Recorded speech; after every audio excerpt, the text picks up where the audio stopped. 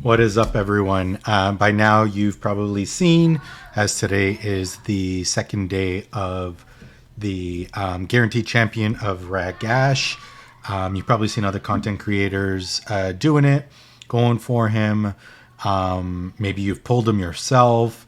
What is he all about? He's a defense-based champ that always puts out increased defense for 2 turns on that A1. So by default, he's always going to have 60% more defense than you build him, which is going to be awesome.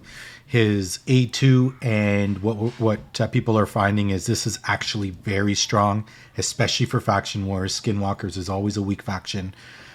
Decreased defense on everybody, then he hits, and then he has that chance to stun on top of that. Crowd control, amazing champion.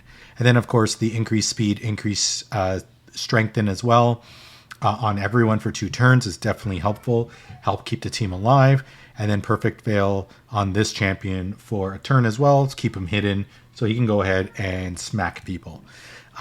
He is really built as a defense-based nuker, not as a defense-based tank. So keep that in mind when you're going ahead and build. Like Tatura would be very similar. Defense-based nuker versus a defense-based tank. And then, of course, at the start of every turn, places a veil on the target with the highest attack. So you have basically your highest defense, potentially, which is Ragash, and your highest attack champ that are both in veil. For somebody like Doom Tower, right, this is going to be an amazing skill where you get to place decreased defense. You don't have to worry about weak affinities or stuns or that poison cloud, whatever the case is. And then he has an all battle aura of 30% additional defense. So he's going to be putting out a lot of defense. Took me a day and a half. People started playing around with them. Content creators really started looking at him, and I said, you know what? Let's go for him. I had enough shards. I just wasn't really sure. All right. Got my Mercy tracker up. I just have a note on my phone. And then we're going to go ahead and see what we get. Now, I pulled Candy on my last summon rush because, well, he was a guaranteed champ. And then I pulled 147 shards to get another Candy because I was doing the summon rush for Dreng. But I didn't use all 147. These were, I think I had like 60, 70 from before. But I pulled 2 candies back to back. Let's see. I'm at 9 now. 9 into my Mercy. That's not very much and not very hopeful, but you know what? We know in 150 shards we're going to get this bad boy. And it won't reset my Mercy. So let's go. Let's see what we get. Are we holding our breath today? Probably not, because we never get that luck. The good thing is it's also clan versus clan, so we're going to be racking in some CVC points here.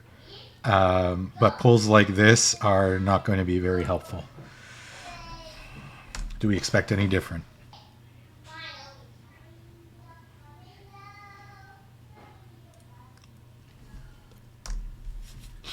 So I pulled my first Royal Guard 3 years later during the last summon rush. Super excited. I'm waiting for a Hydra just reset, so I'm definitely going to look to use him. He's now fully booked. How many is that? 30 in a row? Looks like we're going to get... Finally. Lure's a great champion, but I think I pulled like 5 or 6 after I pulled my first.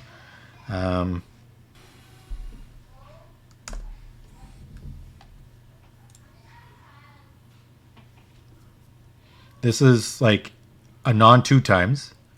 So it's like 50%, 0.5% chance.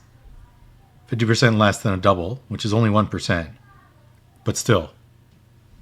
Like, finally. Like, not getting these epics. And now I gotta make more room. I'll be right back. Alright, so we're back. We're about just over halfway. 70 shards left. Got a whole whack load of nothing. in my first 80 shards. Sandlash is a good champion, very strong, high defense, build it very tanky, very difficult to kill in the arena, especially on defense teams.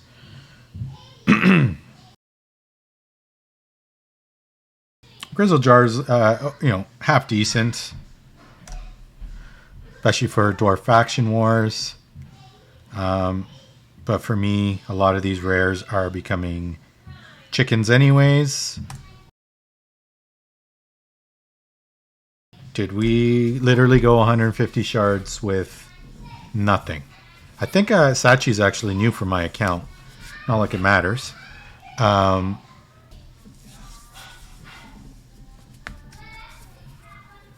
Yes! Alright, I actually had 2 Geomancers. This is actually my third. He's definitely getting built out. Geomancer's so good, so many places.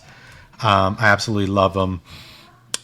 Fully defeats turn meter and puts out a burn. He's got to place a burn for his passive to do work. His passive is basically deflecting 30% of the damage that the team takes back onto the target to a max of 3% of the target's max HP.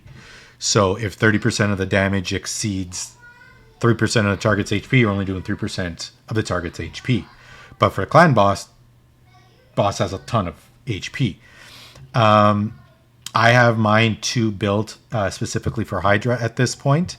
But he can be, I think I'm going to have one specifically for Doom Tower and the other 2 specifically to keep for Hydra. Build him out with a ton of accuracy, a ton of HP and defense, and throw him into Doom Tower. So I'm happy. Not happy that I don't have a thing in there, a legendary in 150 shards.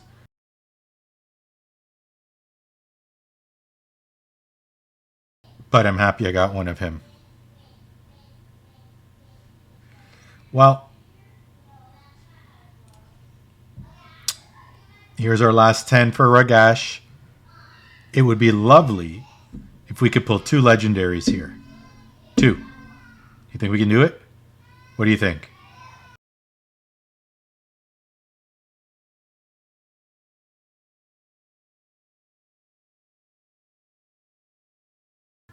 Nothing. Wow.